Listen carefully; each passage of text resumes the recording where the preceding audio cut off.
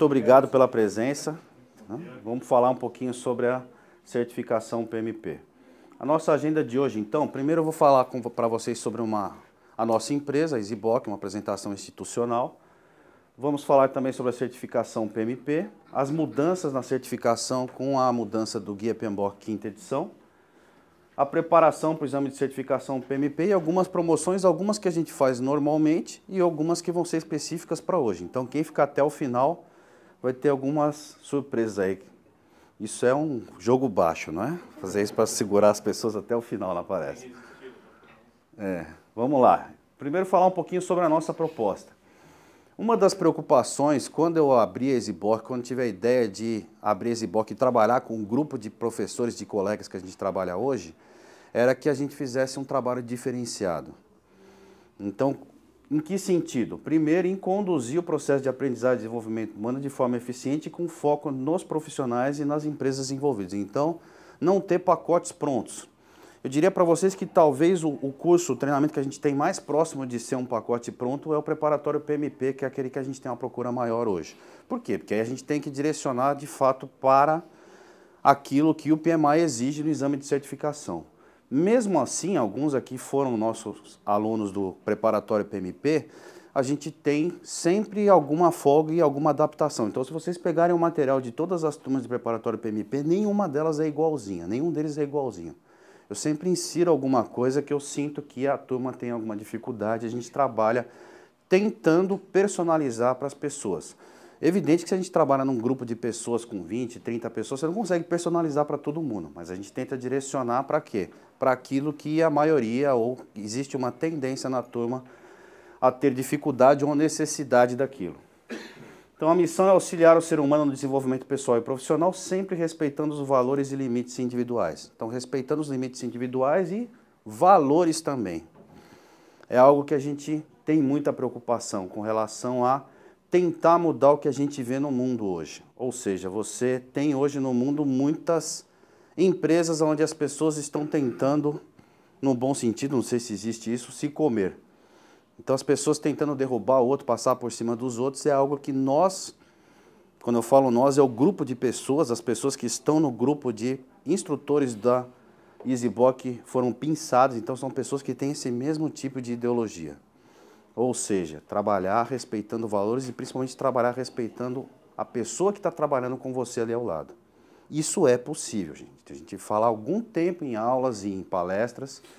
Eu não preciso ser sacana, eu não preciso pisar nas pessoas para conseguir me desenvolver profissionalmente. A gente tem vários casos no mercado com relação a isso. Ah, mas o outro lá que acabava prejudicando os outros e que não é uma pessoa que tem uma ética tão grande, ele acabou crescendo na empresa e se desenvolveu e hoje tem um cargo maior do que o outro que é bonzinho, entre aspas. Vamos ver por quanto tempo. Não dá para estender muito aqui, não é o foco nosso de hoje, mas normalmente essas pessoas, o dia que elas caem, elas têm uma queda vertiginosa e não conseguem levantar mais porque ninguém estende a mão para ela. Então vamos continuar pregando em cima de valores e em respeito ao próximo. Aqui o colega que desenvolveu, um colega que era professor nosso no Senac, ele que desenvolveu a marca para nós do EasyBox, ele fala, aqui a frase é igual à anterior, como é que ele concebeu o nosso símbolo da empresa?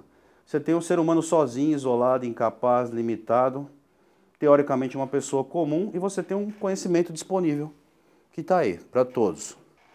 Nós então trabalhamos o quê? Como um catalisador para juntar essa pessoa que está aqui e que ela tenha domínio, então, desse conhecimento, através do desenvolvimento, capacitação, ampliação, evolução, potencialização e socialização. Aí você tem um ser preparado, aceito, interativo, participante, capaz, útil, importante e valorizado. Essa é a ideia da EasyBox. E aí, por que, então, fazer uma analogia que é uma peça, um bloquinho de montagem? Porque sozinho, mesmo você tendo isso, você provavelmente não vai conseguir fazer nada.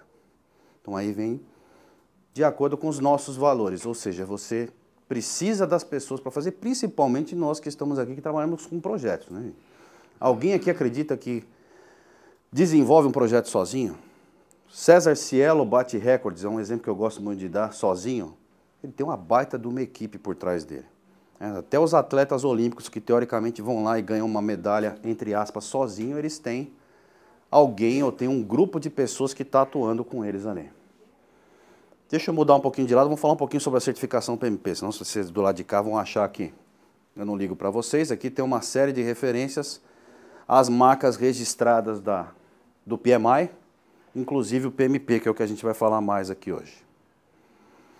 Rapidamente, o que é o PMI para quem nunca viu? Uma instituição sem fins lucrativos que foi criada em 69.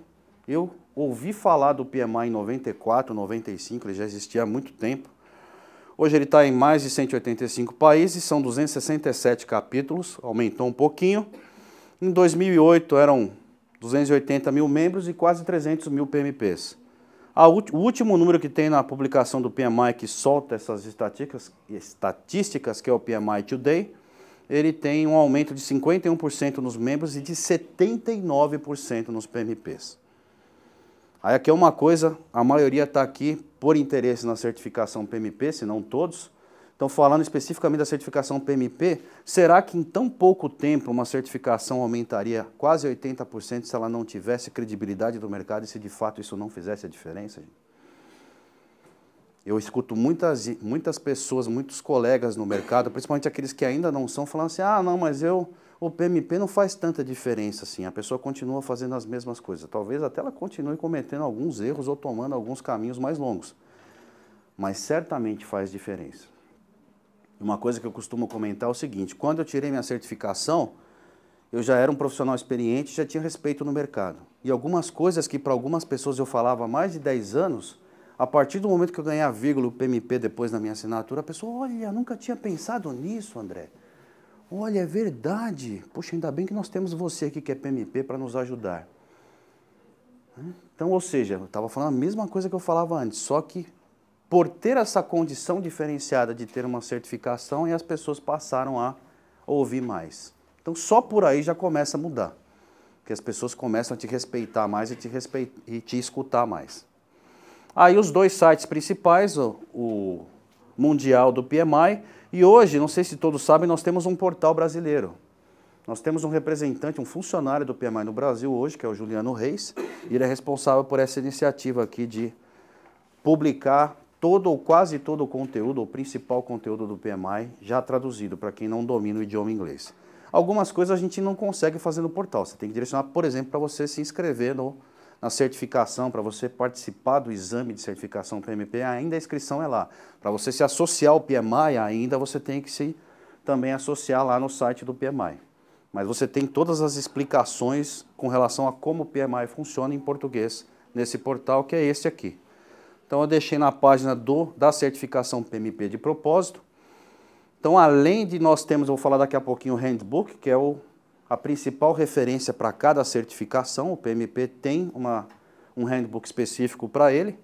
Você tem também toda a explicação de como funciona a certificação PMP e todas as demais do PMI lá no site, nesse portal brasileiro. Então, se alguém tiver mais dúvidas, pode consultá-la depois, tem um monte de informações. Falando agora um pouco mais, então, dos detalhes da certificação PMP. Então, ela existe desde 84, ela é baseada em um exame, que é um teste de competências, e o reconhecimento das conquistas individuais do profissional, ou seja, em relação à escolaridade, você tem algum treinamento específico de gerenciamento de projetos e também experiência. Não tenho a menor dúvida de falar que é a credencial profissional mais reconhecida e mais respeitada no mercado hoje da área de gerenciamento de projetos. Temos algumas outras certificações também respeitadas, mas nenhuma delas tem um número desse porte aí do PMP. É a maior com certeza. Então, o processo de certificação PMP ele é acreditado pela ISO 17024, e o PMI é registrado na ISO 9001-2000. Ok? Então, certificações de qualidade reconhecidas mundialmente. Eu tive a felicidade de ter o meu certificado assinado pelo Ricardo Vargas quando ele foi chairman do PMI. Foi na mesma época. O Handbook, então, é a principal referência para a certificação. O PMP tem um Handbook específico. Nesse momento que nós estamos, 17 de março de 2013, tem uma publicação, e já o que nós estamos falando aqui hoje já está atualizado com relação a isso, tem uma que foi publicada com data de 31 de julho, ou seja, muito recente. essa ainda não está traduzida. Então, nos últimos dias, eu passei um pente fino para poder passar uma informação para vocês com relação à tradução que está no portal brasileiro hoje. Ela está muito próxima dessa última versão. Tem algumas informações, as principais eu vou citar para vocês, mas é praticamente a mesma versão. Ou seja, quem está agora preocupado em fazer o exame de certificação PMP, pode usar a versão traduzida como referência que ela não vai te causar nenhum problema. Ela está valendo e são pouquíssimas as informações diferentes. Então tem aqui o endereço também da versão em português. Procurando no portal lá que eu mostrei para vocês, no brasil.pmi.org, lá você procura a certificação, lá tem um link para você baixar esse PDF aí. Tem esse formato aqui também, tem nos dois formatos. Perguntas mais frequentes também com relação à certificação estão disponíveis lá. Alguns dos contatos. Então, o contato principal durante o processo de todas as certificações do PMI, esse e-mail aqui, o Customer Care. Só que agora, se você tem dificuldade no idioma inglês, você pode usar esse canal aqui, que é o Atendimento Brasil. Então, neste e-mail aqui, o pessoal responde, às vezes, com um português Google Tradutor. Você percebe que nem sempre a pessoa domina completamente. Talvez até tenha algumas pessoas que respondam diretamente dos Estados Unidos, mas você consegue se comunicar. Quem tem dificuldade no idioma inglês, fica mais fácil. E também algumas informações sobre a continuidade da certificação. Eu não vou falar sobre isso hoje, mas rapidamente, a cada 3 anos, você precisa revalidar a sua certificação. Aí depois que você passar, você se preocupa com isso. Tem que ter uma quantidade de horas em atividades ou de educação ou atividades profissionais ou de voluntariado na área de gerenciamento de projetos. Basicamente é isso. O que é avaliado num candidato a PMP? A educação, então, não é... Alguns que já foram meus alunos, me perdoem, eu vou repetir a piadinha, né? Não é você chegar lá, por favor, moço, posso entrar? Não é você tratar a pessoa com educação, mas você ter algum tipo de treinamento na área, conhecimentos específicos, experiência, habilidade na realização do exame. Não é um exame fácil. Nós comentamos um pouco antes aqui, tive algumas pessoas, alguns alunos que pegaram essa reta final agora da virada do PMBOK, ou seja, até o dia 31 de julho foi baseado na 4ª edição, agora está valendo a 5ª edição. Alguns que não conseguiram estudar na quantidade de horas necessárias para o exame acabaram não conseguindo passar. Isso é comum na virada da versão, que a pessoa acaba arriscando, mesmo sabendo que não está totalmente preparada. Então é um exame que você precisa se preparar, exige dedicação, exige disciplina, exige estudo e também exige, como a gente falou aqui, experiência. Depois, para você se manter como PMP, você precisa continuar se desenvolvendo. Uma pergunta comum também é o pessoal faz é, eu preciso fazer um novo exame para manter a minha certificação? Não. Você vai ter que comprovar essa quantidade de horas em atividades que a gente falou. Não precisa fazer um novo exame, você vai fazer o exame uma vez só. E é um exame também, para quem já fez esse tipo de exame, é um exame cansativo fisicamente. Você responder 200 questões em 4 horas, cansa. Então você precisa estar bem fisicamente, bem alimentado e assim por diante. E tem um departamento no PMI preocupado em manter a credibilidade da certificação. Mas aí eu quero apelar para aqueles que ainda não são PMPs aqui, é uma coisa que eu faço em aulas, não só de preparatório PMP, mas em aulas de instituições de ensino também, que a gente atua no mercado. Quem de fato valoriza a certificação são os PMPs. Então aqui quem vai ser PMP precisa nos ajudar a manter essa credibilidade. Então não adianta você passar no exame. O que eu costumo dizer é o seguinte, existe uma diferença entre você ser um Project Management Professional, ou seja, um profissional de gerenciamento de projetos, e você ser certificado PMP. O que faz a diferença é você ser certificado PMP. Alguém citou aqui hoje um colega que eu respeito muito, que é o Locoselli, que ele não tem a certificação PMP, mas no meu ponto de vista ele é um PMP. Porque ele é um profissional de gerenciamento de projetos, tem muita experiência e não se preocupou. E também, a essa altura da carreira dele, ele não está mais preocupado em passar num exame de certificação, já é uma pessoa que tem muita experiência. Mas ele é um PMP, ele só não tem um certificado. Eu considero assim. Ok? Alguns requisitos de elegibilidade. Então, para quem não tem o 2º grau, quem tem só o 2º grau, quem não tem o superior completo, você precisa ter uma carga horária maior em termos de experiência. Então, nos últimos 5 anos ou 60 meses únicos, você precisa ter, nesse período de 8 anos, perdão, você precisa ter no mínimo 5 anos ou 60 meses únicos, eu já vou explicar o que é. Projetos ao mesmo tempo contam como um mês só. Em experiência em liderança e direção de tarefas. Então, é uma dúvida comum também o pessoal perguntar, eu preciso ter sido o gerente do projeto? Você precisa ter sido responsável pelo projeto como líder. Então, não necessariamente você precisa ter tido o cargo de gerente de projeto, mas você executou atividade de liderança. Hoje nós temos muitos colegas que trabalham como PMOs, trabalham em escritórios de gerenciamento de projetos e que são certificados. Inclusive eu conheço alguns que não tocaram efetivamente um projeto como gerente do projeto, mas que acabam executando atividades de liderança nos projetos. Então é isso que precisa. Para quem já tem o superior completo, no mínimo 3 anos ou 36 meses únicos de experiência, ou seja, por volta de 4.500 horas. Então, para quem tem o superior completo, a experiência exigida é menor em termos de quantidade de horas. Para as duas situações, 35 horas de contato de educação formal. Uma dúvida comum também, eu preciso ter feito isso numa empresa ou numa instituição que seja Registered Education Provider, ou seja, um REP, reconhecido pelo PMI? Não. Pode ser um colega que deu treinamento para você lá dentro da sua empresa, que você tem um documento que comprove que você fez esse treinamento dentro da empresa. O que acontece é que quem faz numa empresa que já é reconhecida pelo PMI, esse treinamento automaticamente já está registrado lá, então você não vai precisar mandar um comprovante.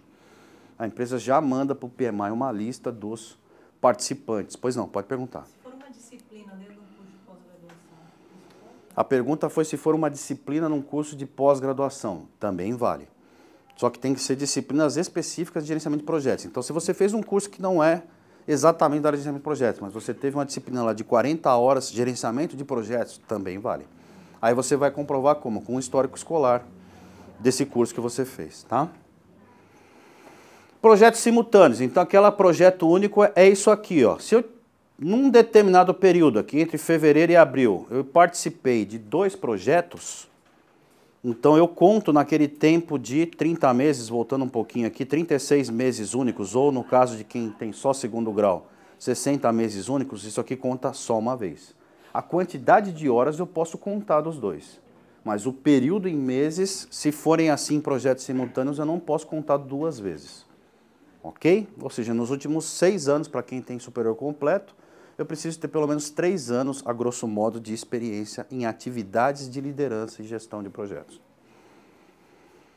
Isso quando você for preencher o Application Form, que é o formulário que você preenche online lá diretamente no site do PMI, www.pmi.org, ele vai te mostrar um resumo no final.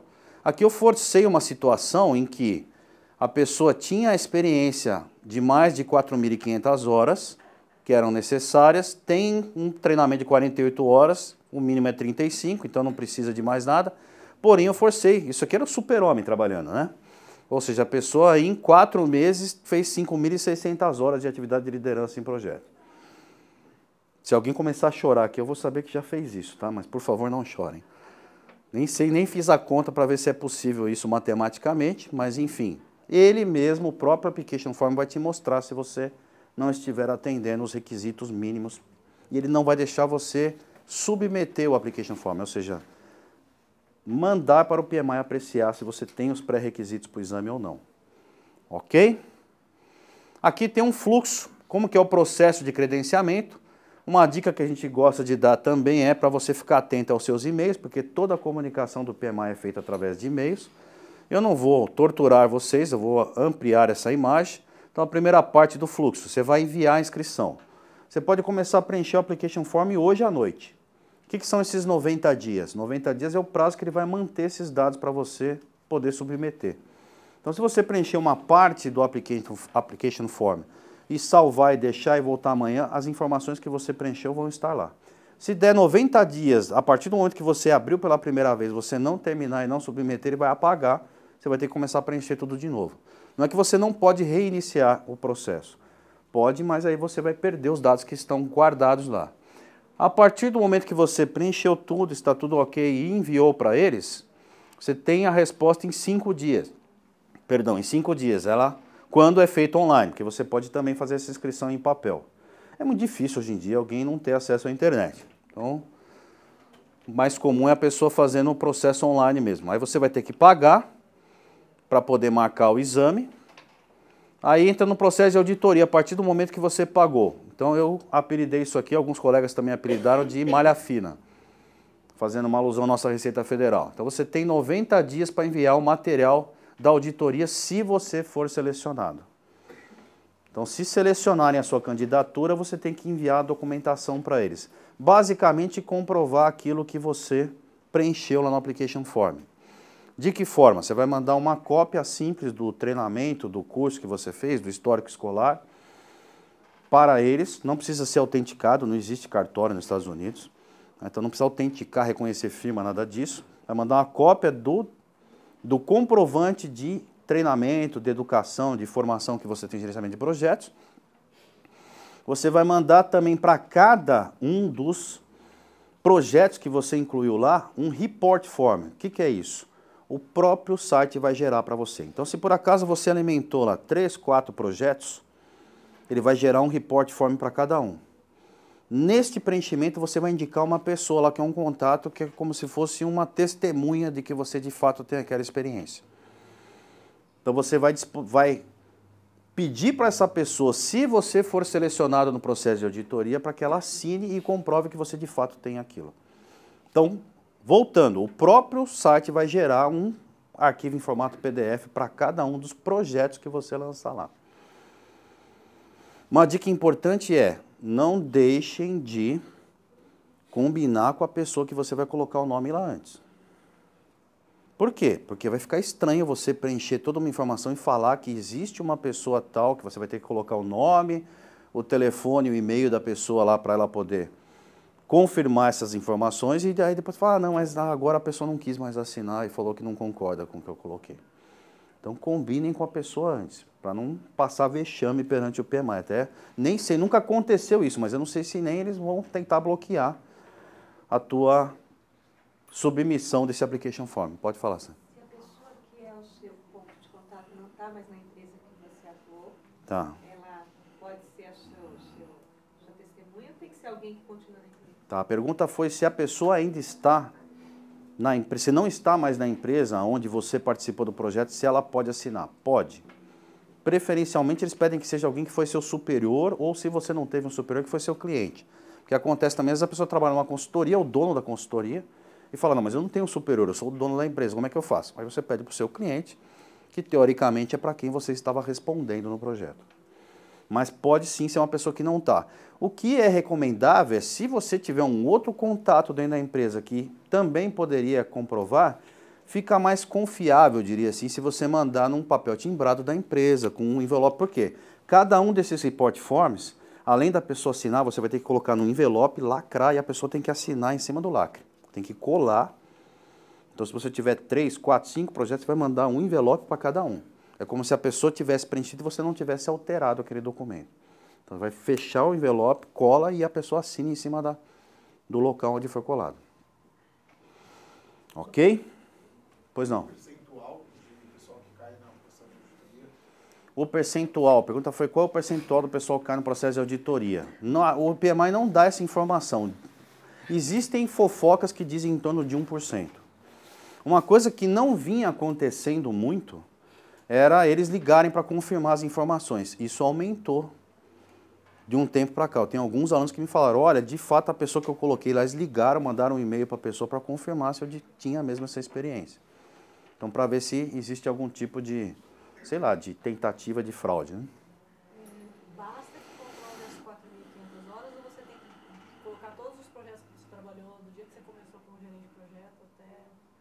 Basta comprovar as 4.500 horas. A pergunta foi se basta comprovar as 4.500 horas. Você complementando as 4.500 horas, não tem problema. Vou até comentar o meu caso. Eu caí na auditoria. Para mim foi bom, porque eu participei de todo o processo e acabei sentindo na pele. Então o que acontece? Eu acabei não colocando todos os projetos que eu tinha. Porque em 3 projetos, eu estava na época em projetos grandes, até comentei aqui um dos projetos que eu estava participando na época, era muito grande.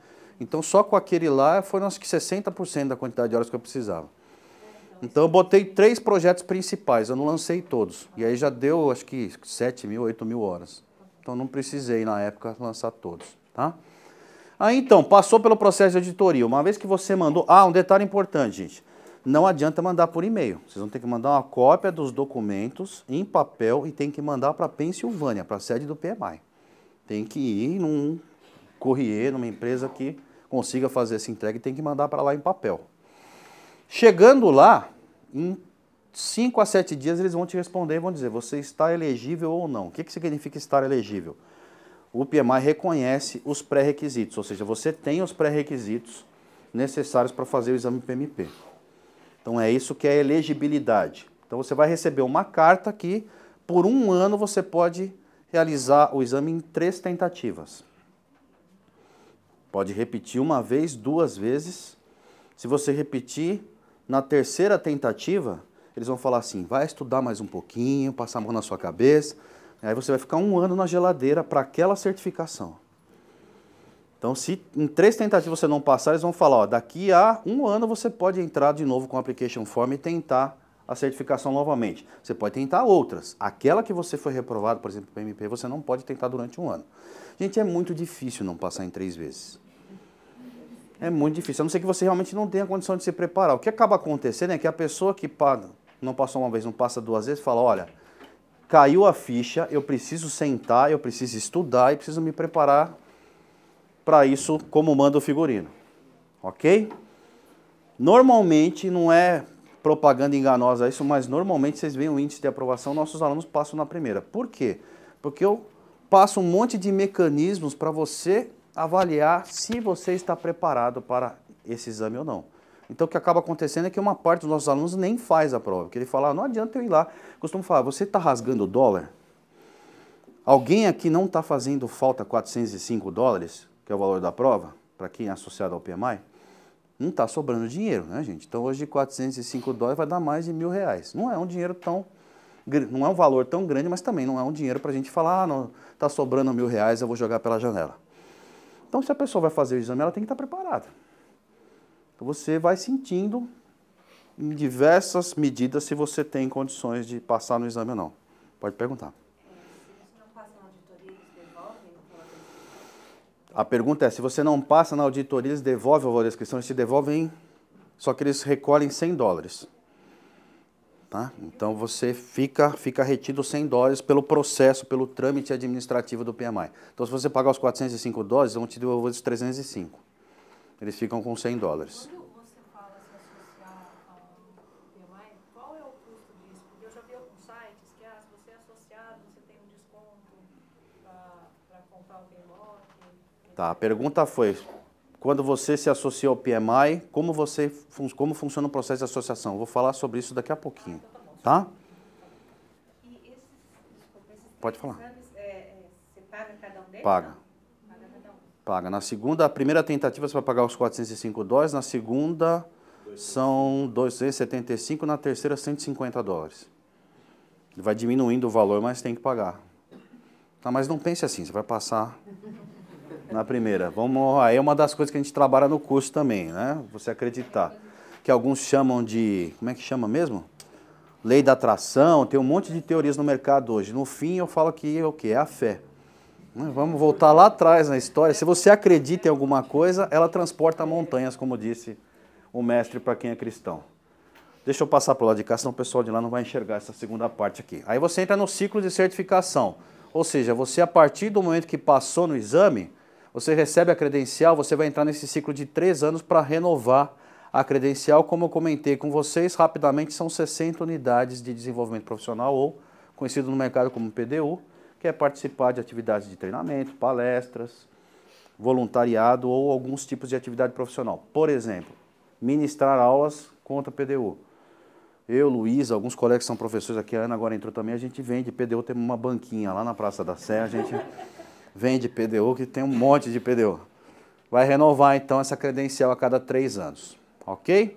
Você pode, depois que vencer os 3 anos, durante 1 ano, se você não renovar, o PMI te dá a chance de você pagar a taxa e renovar. Ou seja, se por acaso nos 3 anos não consegui 60 PDUs, eles te dão uma chance de mais 1 ano. Só que nesse período de suspensão, teu nome não aparece lá, você não é PMP. Você não perdeu a certificação, mas você não é reconhecido pelo PMI. Se vencer o 4º ano, aí você perde a certificação. Aí você vai ter que fazer o processo todo de novo se quiser voltar a ser certificado. Então aí venceu a credencial. Então são os 3 anos e mais 1 ano. Inscrição e agendamento online. Então o pessoal pergunta muito, quando vai ter a próxima prova? A prova é realizada de segunda a sábado, estava antigamente, parece agora que está só de segunda a sexta. Ou às 9 horas da manhã ou às 2 horas da tarde. Aonde ela é realizada? Em São Paulo. Na escola Lumine, próximo ao Carrefour, na Marginal Pinheiros. Só tem um local para realizar o exame online. E se você está a uma distância menor do que 300 quilômetros desse centro, você é obrigado a fazer a prova online. Não pode fazer em papel. Então é ali, não sei se vocês conhecem, na Marginal tem uma concessionária da Porsche ali. Normalmente os homens sabem onde é, né? Tem um monte, tem uma BMW, uma Porsche, então é um pouquinho antes, um quarteirão antes. Vai agendar diretamente lá. Second Language, então você vai escolher para desenvolver como é que funciona hoje. Vai aparecer a questão nos 2 idiomas para você. Muita gente também pergunta, a prova é só em inglês? Não, ela aparece na tela, cada questão que aparecer vai aparecer em inglês e na opção de Second Language que você fizer, ou seja, no segundo idioma. A prova já está na 5ª edição. Aí, uma das coisas que está temporária, que eu ia falar um pouquinho à frente, mas podemos adiantar, é esse mês e o mês que vem ela tem só em inglês. Então quem for fazer agora não vai ter a opção de fazer em português, que eles ainda estão traduzindo. Então a partir de outubro aí passa a valer de novo. Uma das coisas que mudou no handbook é que agora tem também opção em turco. Então se alguém tiver ascendência turca, agora tem a opção de fazer o exame em turco. Tá? Principalmente em outubro, que já vai ter o turco traduzido também, acho, né? Então, você vai receber a carta de elegibilidade, ela vale por 1 ano.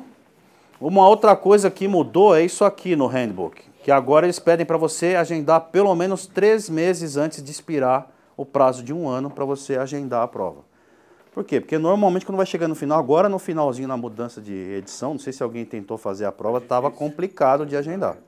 Principalmente aqui em São Paulo. Teve gente que foi para Minas fazer a prova, para o Rio, foram para outras cidades. Para 6 horas da tarde. Eles chegaram a fazer algumas turmas essas. Tive alguns alunos que fizeram também nesses horários extraordinários. O que acontece se você tem um período de elegibilidade aceito, né? Você não faz a prova nesse ano? Você tem que fazer de novo ou... A pergunta foi, se você venceu o período de elegibilidade, você não fez a prova. Você perdeu, você tem que submeter tudo de novo. Tá? A elegibilidade ela é reconhecida durante 1 ano. Então, se você fez todo o processo e não realizou a prova nesse período, venceu a data, acabou. E se, por exemplo, você tentou só 2 vezes, não tentou a terceira, zerou também. Teve até um aluno meu, um caso interessante para contar para vocês. Na verdade, ele foi meu aluno na última tentativa. Ele fez a primeira, fez a segunda e não conseguiu passar. Aí ele estava desesperado, ele veio fazer o treinamento aqui, acho que foi em junho, maio, por aí. Ele fez o treinamento e foi na terceira tentativa. Eu não sei se ele acabou fazendo. Mas qual que foi a ideia dele? Foi de, se ele fizesse a prova, ele, se reprovasse, ele ia ter que ficar 1 ano no gancho. Ou seja, ia ficar suspenso, não ia poder fazer. Então, no fim, eu acho até que ele resolveu não fazer. Porque o que acontece? Aí ele pode submeter de novo, fazer um outro application form, e aí ele zerou. Aí ele começa as 3 tentativas. Aí tem mais 1 ano para fazer as 3. Porque ele não foi reprovado a terceira vez. Entenderam? Se você for reprovado, quanto tempo depois pode marcar a segunda prova? Se você for reprovado, quanto tempo depois pode marcar? Estou repetindo as perguntas por causa da filmagem, tá, gente? Por isso que eu não estou com um neurônio a menos. Se você for reprovado, que tem só 2, né? Se você for reprovado, quanto tempo depois você pode agendar? Pode ser assim que tiver disponível. Você vai entrar no site lá, ele vai te mostrar os horários que tem disponível, você vai lá, clica em cima do mês, do dia, e você escolhe o horário naquele dia que você quer agendar, tendo disponibilidade, pode ser no dia seguinte.